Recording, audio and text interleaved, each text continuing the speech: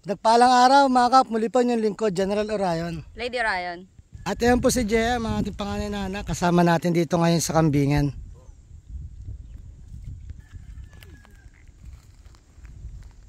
So ito yung nanganak na nakaraan mga kap. Bali may nanganak nung last 2 days uli. Ayan, puntahan natin. So ito yung kulay brown mga kap. Bali ito mga kap yung may kapatid dati na namatay. Pero ito na siya, malakas na sa mga past na video natin. Ito yung sa bagong panganak. Nakarang araw lang ata. Last 2 days. Ayan. Brown siya. Ito yung nanay niya sa loob. Check natin. Ay hindi ito yung nasa loob. Ay yung nanay niya mga kap. Pero malaki pa tiyan nyo. Ito yung binibili natin na Himalayan salt para sa mga kambing. May dinidilaan sila. Saan? Ayan ang cute. Mga anak pa siguro yan. Na. Tingnan mo ito isa Nalabas na yung nanay niya. Ito pa isa Yan na. Yung pangalawa niya. Nanganak nga yung pangalawang kambing. So tatlo ngayon yung may akay-akay na mga anak. At saka yung isa makap. Yan. Ang ganda ng kulay niya. May pupo. Saka ang laki ng tenga. Yung ano niya Sige, bigay mo na. So, bali mga kap, ito yung luma natin tangke ng tubig. Ayan. And then, ito yung existing ngayon, nagmagana. Ayan mga kap.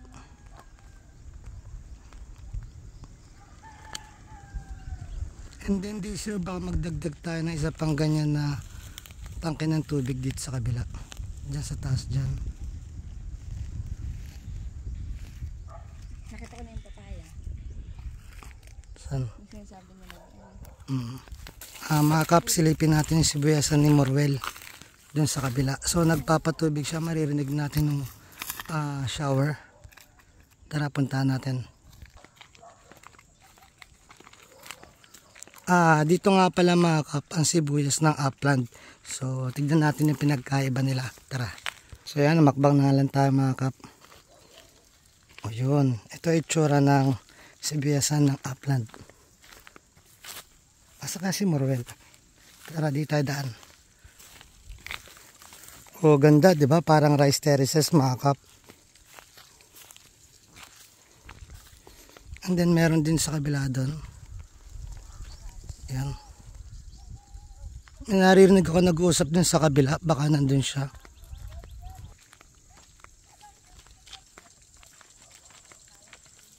Ayan, tinatawag na kariton mga kap.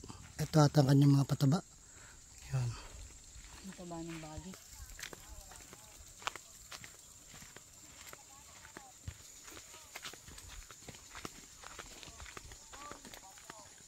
Naririnig natin may nag-uusap dito mga kap. Diyan nga pala kap sa taas yung tangke natin ng tubig dati. Ito mga kap, bali nag-transplant pala sila ngayon. Ito yung itsura ng bagong transplant.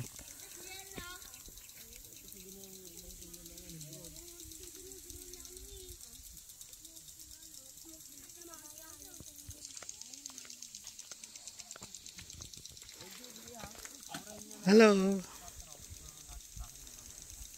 Naya. Ganyan yung paraan nila mga kap ng patubig. Shower. Tara, lapitan natin si Morwell. So yan mga kap, magandang hapon sa iyo Morwell. Magandang hapon din po. So yan mga kap, bali ang may-ari nga pala ng tanim na to is si Morwell yan. Morwell, ilang araw nilang tinransplant to? Kantang po yan. Bali 2 araw lang po. 2 araw, bali ito lahat. Wala po kasing manananim 2 lang mananim. Bali 2 days. Wala pong maraming manananim. Kaya Inabot po ng 2 days. Okay, yung sa kabila mo, ayun, ang ganda ng pagkakagawa mo dun ha. Ilang buwan na yun? Wala pa po isang buwan yan. Wala pang isang buwan ng tinransplant. Ilang kailan ng harvest niyan? Mga kuwan na po yan. April na po. April na. Bali, nakita ko, nagpapatubig ka dito, katulad ng shower na yon. Saan nanggagaling yung tubig mo? Gumagamit ka ba ng machine or paano ba? Hindi po. Pan lang po yung galing lang sa sapang ginagamitan lang po ng PVC maliliit. Katulad na nandito ngayon sa likod natin. Opo. So ito yung ginagamit niyang patubig mga kap. Nanggaling ata sa taas tapos ginagamitan ng gravity, ng pressure pababa. Oh. Kaya ngayon may shower. Bali sa patubig mo, ilang shower na gagamit mo niyan? Po yan. 10 po yung gumagana. Kaya siya ng 10. Bali lahat kasama to hanggang dun. Mga ilang hektaryang nataniman mo? Mga kalahati lang po yan. Kalahati. Bali, mga ilang lata yan or ilang kilo ng sibuyas ang ano? So 3 po, 3 kilo. Lahat na to 3 kilo kabilaan. So mga kap, naka 3 kilo pala to dito hanggang kabila. So bali nga pala pagka na-harvest natin to, paano natin inilalabas dito yung produkto natin? Gagamitan po natin ng kalabaw. Tapos doon po sa maabot ng sasakyan, tatransfer po doon para mayuwi po ng baryo. Doon pa lang sa baryo, may gastos ka na. Meron po. Magkano kapag sa Hindi ko lang po alam ngayon kuya kung magkano po yung sa pero dati rate na ng truck. Last year, magkano bang pumatak nyon? magkano na yung Isang sako? Per sako ba yon? per kan po yung red bag. Per red bag. Kung po yata nasa 20 na po yata ang nakaraan. 20 pesos per red bag. Hanggang baryo pa lang yon. Hanggang baryo po. Tapos mag-arkila ka pa ng kasama maglalabas dito papunta dun sa ilog or sa sasakyan. Opo, sa kalabaw naman. Yung mag-ano ng karitor sa patoke, maghahatak. So yun na expenses nyo plus hanggang baryo, truck, doon pala magkakaroon ng bentahan. Opo. Yun. Ayan mga kabali, babalik nga pala tayo ng mga siguro 2 months after siya mag-harvest para makita natin kung paano yung paraan niya ng paglalabas ng produkto. Yun. Maraming salamat Marvel sa pa-unlock mo. Sa susunod ulit, salamat. Opo. Ayan mga kabali, nakita natin yung paraan ni Marvel kung paano magtanim dito sa upland. At saka yun yung shower. Ayan ang paraan niya ng pagpapatubig. Hindi siya gumagamit ng kuryente, ang ginagamit niya lang is free energy, gravity, dahil lang gagaling yung tubig sa taas, pababa lang dito. So ayan mga pinuputulan pala ng dulo yan para hindi mabigat, hindi humiga yung dahon ng sibuyas. Or yung niya, transplant. Ayan ang ginagamit niya mga kap sa pagsasaka. Ito mga 1 taon na rin. Ayan na po yung bulo nun kaya. Oo, yung bagong panganak dati. Tama, laki na niya. Ayun yung nanay niya. Okay. Ito magandang bonsai. Ito natin makaikot. Ayun ang way niya ng pagpapatubig, shower.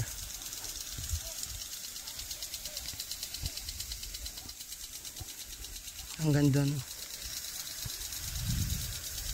So hindi na natin lalapitan mga kap. At baka mabasa tayo, dumami tayo. Dito tayo dadaan sa baba. Ayan ang nila. Kanya-kanyang paraan ng pagkuha. Tara. So dyan tayo dadaan mga kap sa sa sapa. Mga kap, time check, 5:45 na ng hapon. 5:45? Yes.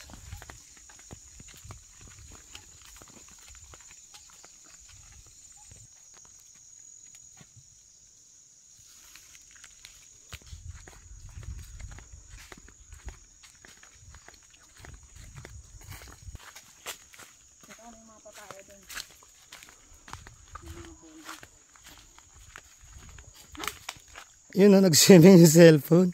Galing, amazing. Ayun, stock up ang sa putik. Ito sa kabila. Sa kabila tayo. Ang kalangat pag nilukot ang Kaya mahirap dumaan dito dahil maputik. Basa. dito lang dito ano to tayo din dito eh. Yan sa kaliwa ko eh. Sa kanan yan sa boat. Hindi. Pauwi na tayo, madadaanan natin mga kap yung tangke natin ng tubig or yung source natin ng tubig dito. Tuyo na yung sapa mga kap. Nakita nyo wala ng tubig dito. Pero kahit pa paano doon banda sa atin is meron pa. Dito tayo sa baba. So ito yung papunta sa kambingan natin mga kap. Yung dinagdag natin na pinagmandaan para sa mga tao. Ito mga kap, kita nyo ilang buwan na ata hindi umuulan, so nakikita nyo rin na wala ng tubig tong sapa. Tuyo na.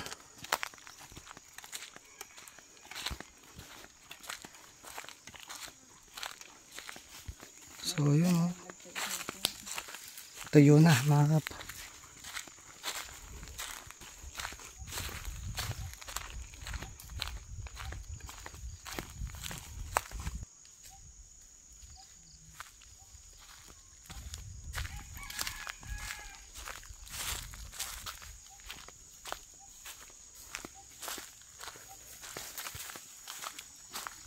Tubig na eh. Tibig. Yan ang tibig. So yun mga kap, tuyo na yung tubig doon. Dito na lang meron sa atin. Ayan kung makikita nyo. Ayan nga pala yung source natin ng tubig mga kap na panligo. Doon tayo galing. Kaya doon sa mga dinaanan natin tuyo na dito na lang siya may tubig.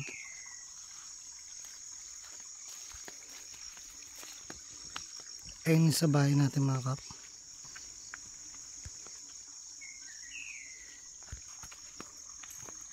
Ayan. Mahina na siya. Ilang buwan kaya pag walang ulan. Yung itsura nito mga kap. Mapapansin din natin doon. Nakikita na yung mga lupa. Kasi nga natutuyo na yung mga dahon. Bali nakabukas na yung ibang mga ilaw natin. Diyan sa isang manukan.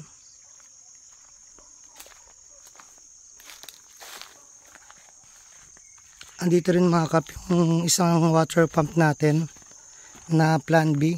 Ito. Kasi nga dahil natutuyo yung tubig, meron din kami isang source ng tubig dito sa daan. Ito. Tubig yan. Tubig.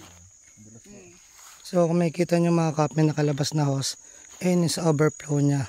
Yung overflow niya ang ginamit namin na source ng tubig dyan namin madadaanan natin. Bali sa pinanggalingan natin mga kap, wala ng tubig. Dito na lang meron.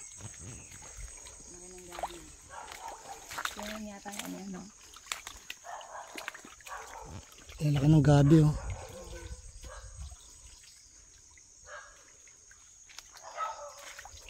Malamig yung tubig at saka malinaw siya. Tignan natin to pa after mga 2 months kapag di pa na umulan. Nakaitsura nitong sapa na to kung may tubig pa ba wala na.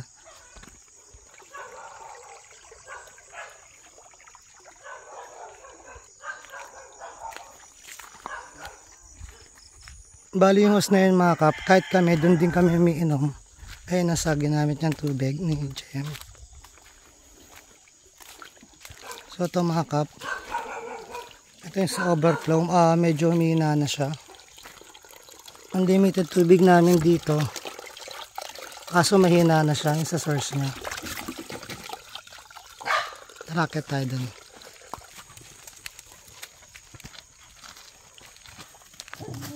Anak, tara, una na kami. Salamat sa pagsama. Okay po. Yan.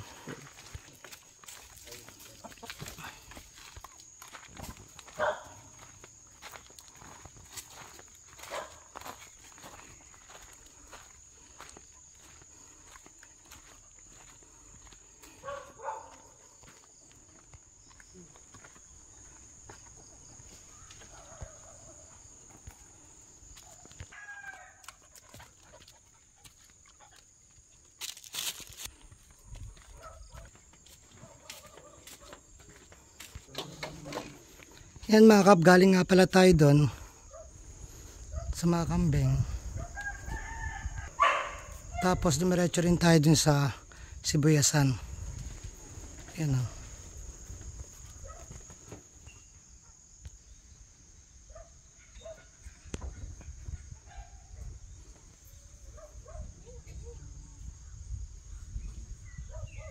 Muli po ang inyong lingkod, General Orion. Lady Orion. Natos puso po nagpapasalamat sa inyo na walang sawang panonood sa aming mga video at aming mga live.